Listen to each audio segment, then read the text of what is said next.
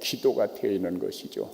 그래서 이 찬송을 곡조 붙은 기도라고 그렇게들 말하고 있거든요. 그러니까 여러분도 이 곡조 붙은 기도 많이 하세요. 이제 그 자화자찬입니다만은 또 제가 늘 그런 얘기를 하죠. 이 최 목사는 하나님 앞에 너무 죄송하고 부끄러워서 최소한 매일 17곡씩 하나님 앞에 찬양을 드리거든요. 그게 굉장히 어려워요. 아직도 12곡하고 4곡 남았어요. 그 4곡을 끝나고 난 다음에, 예배 끝나고 난 다음에 또 하나님 앞에 드려야 되는 거예요. 그러니까 이 하나님 앞에 찬양 드림이 특권입니다. 우리가 기도 드리는 것도 특권이거든요. 그리고 찬양 드리고 이 기도 드리는 모든 궁극적인 목적은 어디에 있느냐면은 주의 몸된 교회를 세워나가는 거예요. 왜 아멘 소리가 적어요? 이거 최 목사 말이 아니라니까요. 금방 우리가 본문 말씀에서 우리를 하나님이 택하심은 주의 몸된 교회를 세우려 하심이라 그렇게 기록하고 있거든요. 그러면은 우리의 신앙 사상은 하나님의 말씀이면은 무조건 아멘 해야 되는 거예요. 그러니까 하나님의 말씀은 예수님께서도 죽기까지 순종하셨다고요? 순종하셨다라고 생각되는 분 손 들어보세요. 예수님이 죽기까지 순종하셨다. 그러면은 싫은데 억지로 복종했다 하는 분 손 들어봐요. 예수님이 죽기까지 복종했다라고 생각되면 손 들어봐요. 왜 이렇게 겁을 내요? 뭐 잡아가지도 않는데. 죽기까지 성경은 복종하셨다고 그렇게 기록되어져 있거든요. 복종은 내가 싫어도 타에 의해서 움직이는 게 그게 복종이요. 그럼 예수님께서도 죽기까지 어떻게 했다고요? 복종하셨다는 거예요. 그러면 우리의 삶의 스타일도 어떻게 바꾸어야 된다고요? 이제는 따지는 차원에서, 그렇죠? 우리 자꾸 따져요. 그 따지는 이유는 뭡니까? 나에게 유익하냐, 나에게 유익하지 않느냐, 그 이해관계죠. 나에게 이로우냐 해로우냐, 그걸 마치 그게 목적인 양 그렇게 잘못 생각하고 있는 거예요. 그렇지면서 우리가 살기 위해서는 따지면 안 돼요. 왜냐하면 하나님의 말씀은 나를 살리는 거예요. 그리고 하나님의 말씀은 하나님의 지혜요, 하나님의 능력이요. 그러니까 예수님께서도 죽기까지, 십자가에 죽기까지 복종하셨다고 그렇게 기록하고 있거든요. 십자가에 죽기까지 복종했다. 그러면 십자가의 도죠, 십자가의 길이죠. 그 십자가의 길은 어떤 길입니까? 그 십자가의 도는 구원받을 우리에게는 하나님의 지혜가 되고 능력이 되는 거예요. 그런데 구원받지 못할 사람들에게는 미련하게 보인다고 그렇게 고린도전서 1장 18절에 기록되어지고 있거든요. 그럼 내가 구원받을 자인지 아니면은 멸망받을 자인지 한번 그 스스로 그 셀프 테스트를 해보면은 그 하나님의 말씀이 미련하게 보이면은 구원받을 자가 아니에요. 그런데 그 하나님의 말씀이 나에게 보약이 되어지고 양약이 되어지고 지혜가 되고 능력이 되면은 그 사람은 하나님의 복을 받은 사람이요, 그 사람은 구원받은 사람이요.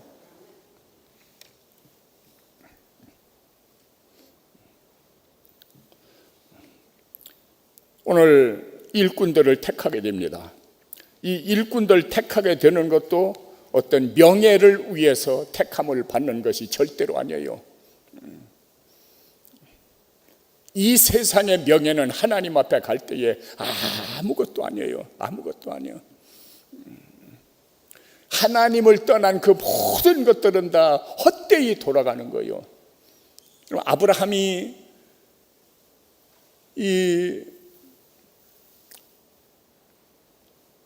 그의 아내 사라가 아이를 낳지 못함으로 인해서 그 사라가 자기의 몸종인 하가리를 아브라함에게 첩으로 주죠. 세컨드로 주죠. 그리고 나서 이제 하가리가 아이를 잉태했고 해산하게 되거든요. 이름이 누굽니까? 이스마엘이죠. 이스마엘. 그리고 나서부터 아브라함에 대한 모든 기록이 딱 끊어져요. 약 13년 동안 아브라함의 기록이 끊어져 버려요. 그리고 99세 때에, 아브라함이 99세 때에, 그때에 하나님이 다시 아브라함에게 나타나서서 내 아내 사라를 통해서 약속의 아들 이삭을 주겠다라고는 하나님의 명령이 떨어져요. 그 사건에 대해서 여러 가지 이제 학자들의 견해가 있습니다만은 그 가운데서 하나 참고해야 될 것이 뭐냐면은, 그리고 아브라함이 하나님의 말씀을 떠나서 하가리를 통해서 이스마엘을 얻었고, 그 이스마엘을 통해서 자기의 그 씨를 계속 유지되기를 원하는 거예요. 그래서 하나님께서 아브라함에게 이삭을 통해서 내 후손을 이 땅 위에 이제 번성시킬 것이다라고 그렇게 말씀할 때에 아브라함이 뭐라고 했냐입니까? 하나님, 그러지 마십시오. 이 이스마엘이나 잘 되기를 원합니다. 그러잖아요. 그 굉장히 불순종이거든요. 그러니까 아브라함은 하나님께로 향하던 마음이 이제는 누구로? 이스마엘로 향했다는 얘기요. 그러니까 마음이 하나님께서 이스마엘로 떠났을 때에 그 아브라함의 역사가 멈춰버리거든요. 만약에 그 신학자의 말에 해석이 옳다고 할 것 같으면 하나님을 떠난 모든 것은 하나님은 절대로 인정하지 않아요. 하나님의 말씀만 하나님이 인정을 합니다. 그러니까 우리의 삶의 스타일도 하나님의 말씀에 입각한 삶이 펼쳐나가야 되는 거예요. 그래야 하나님이 우리를 인정해 주는 거예요. 그렇게 우리는 살지 못하거든요.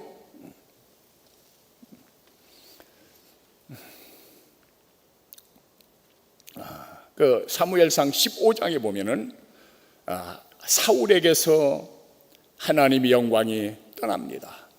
그리고 다윗에게로 사울에게 주어졌던 왕권이 다윗에게 하나님은 물려줍니다.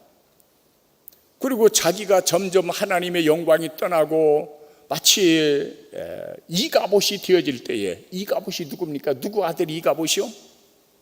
이가봇, 엘리 제사장의 아들 비느하스의 아들이 이가봇이요. 엘리 제사장이 의자에 앉았다가 목이 불어서 져서 죽어버리죠. 그리고 그 엘리 제사장의 두 아들이 전쟁에서 죽임을 당합니다.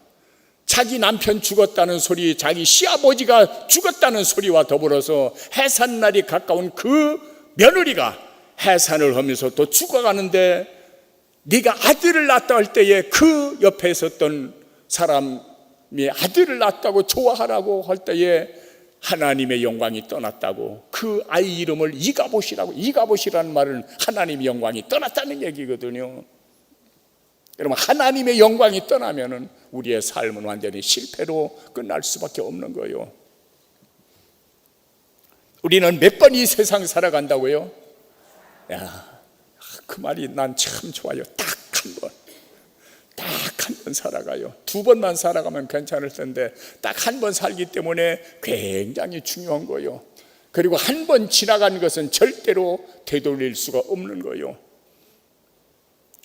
흘러간 시간은 절대로 다시 가져올 수가 없는 거예요. 기회를 놓쳐버린 기회도 절대로 우리에게 다시 오지 않는 거예요. 그러니까 시간이 굉장히 귀하죠. 여러분, 그런 귀한 시간, 나에게 주어지는 그 시간을 허비하지 마십시오. 허랑방탕하지 마십시오. 세월 흐름의 관망자가 되지 마십시오. 그래서 성경은 우리에게 뭐라 합니까? 세월을 아껴라. 세월을 아껴라. 그 아끼라고 하는 말은 어떤 말입니까? 내 것으로 만들라는 거예요. 내 것으로 만들어라. 너에게 주어진 시간을, 그 세월을 내 것으로 만들어라.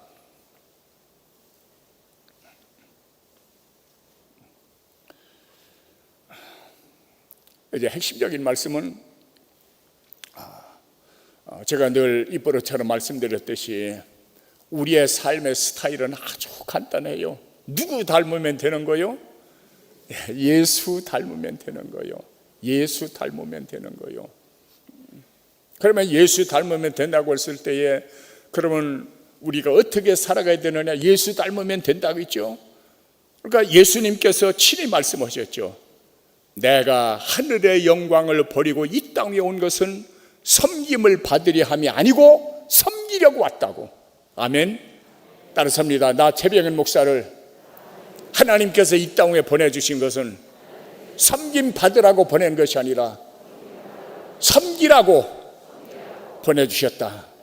아멘. 여러분 최병현 이름 부르면 안 돼요.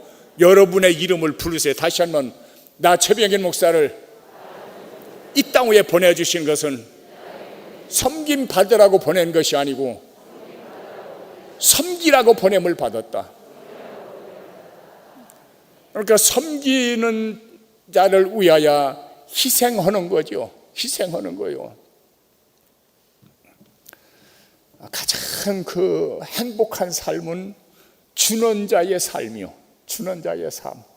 그래서 성경에 기록된 그대로 주는 것이 무엇보다 복되다고요? 받는 것보다 복되다는 거요. 다시 한번 따라섭니다. 주는 것이 받는 것보다 복이 있다. 복되다.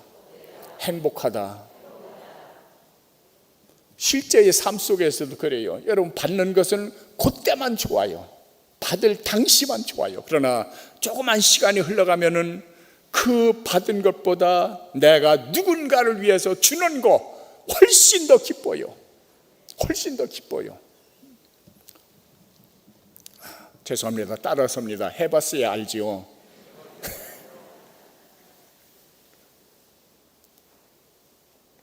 그게 쉬운 건 아니요. 아직까지 집사람한테도 이제 얘기 안 했습니다만은 또 하면은 더 주제 파악 좀 하라고 그러거든요. 주제 파악 좀 하라고.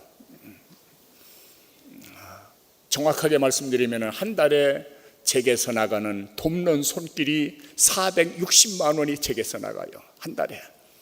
그런데 교회에서 제게 주는 것은 이 차량 기름값까지 280만 원 한 달에 저한테 나와요. 그럼 얼마 모자라는 거예요?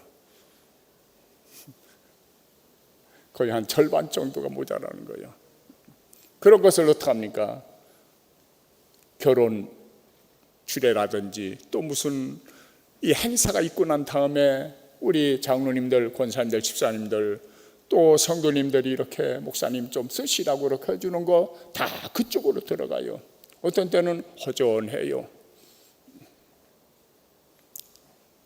이제 집에 가서 뭐라고 하게 생겼다. 그런데도 기뻐요. 왜냐하면 나를 위해서 쓰지 않고 주를 위해서 쓰는 거요. 나를 위해서 쓰는 거 아니에요. 여러분 세상에 돈 실은 사람 어디 있습니까? 다 귀한 것이죠. 전에도 말씀드렸듯이 예수님께서 세상 오신 것은 섬기려고 왔다는 거예요. 이 섬김의 도가 십자가의 도요. 십자가의 도는 하나님의 지혜와 하나님의 능력이요. 그럼 우리의 삶의 스타일도 십자가의 도라는 말은 길이라는 얘기죠. 길이란 말은 삶이라는 얘기요. 그러니까 우리는 십자가의 삶을 살아가야 되는 거예요. 주님이 그 길을 걸으셨거든요. 최상의 길이요. 가장 복된 길이요. 아름다운 길이요. 그래서 우리가 늘 그런 고백을 하죠. 따라서입니다. 세상의 잣대는 섬김받는 자가 크다. 하나님의 잣대는 섬기는 자가 큰 자이다. 세상의 잣대는 상좌에 있는 자가 큰 자다. 하나님의 잣대는 밑에서 일하는 자가 큰 자다. 세상의 잣대는 발 씻김을 받는 자가 큰 자다. 하나님의 잣대는 남의 더러운 발을 씻겨주는 자가 큰 자다. 바로 그거요.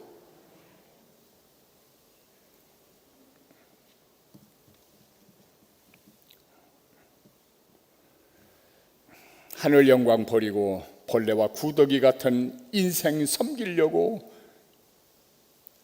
그 하나님이, 그 예수 그리스도, 이사야 선지자를 통해서 말씀하신 것과 마찬가지로 한 아기를 우리에게 주신 바 되었는데, 바로 예수 그리스도 탄생을 계시한 것이죠. 주전 700년 전 선지자 이사야를 통해서 주신 말씀이죠.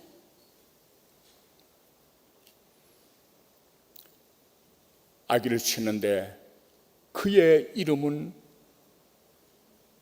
그는 기묘자요, 모사요, 또 전능하신 하나님이요,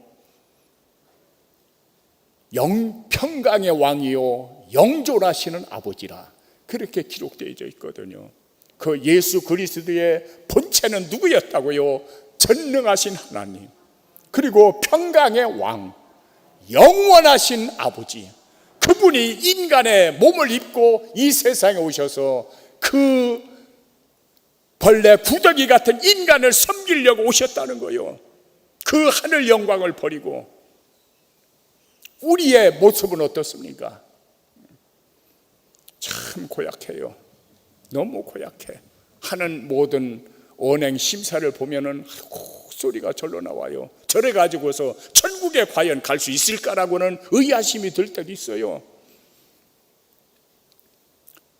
결론적으로 오늘 이제 투표를 통해서 많은 이제 일꾼들이 뽑히게 될 거예요. 일꾼들 뽑히게 될 때에 두말할 필요도 없이 그 일꾼들은 목사를 도와서 하나님 나라 확장이 나가야 되는 거예요. 교회 생활 속에서 출애굽의 생활은 교회 생활이거든요. 사도행전 7장에 기록되어 있거든요. 그 교회 생활 속에서 모세의 힘으로 제대로 되지 않으니까 그 모세의 장인 이드로를 통해서 모세에게 일깨움을 주지 않습니까? 그렇게 하지 말아라. 혼자 그렇게, 세상 말로 하면은 북치고 장구치고 혼자 다 못한다. 그러니까 일꾼들을 뽑아라. 천부장을 뽑아라. 백부장을 뽑아라. 50부장을 뽑아라. 그리고 10부장을 뽑아라. 그들이 너 하는 일을 돕도록 그렇게 만들어라. 그래서 세워진 것이 천부장, 또 백부장, 50부장, 10부장이거든요. 이제 일꾼들은 천부장이 되어야 되겠고, 때로는 백부장이 되어야 되겠고, 50부장이 되고 10부장이 되어져서 하나님 나라 확장이 나가는데 기여할 수 있는 낙원에 온 성도들 되어지기를 내가 주의 이름으로 축원합니다. 축복합니다. 명령합니다.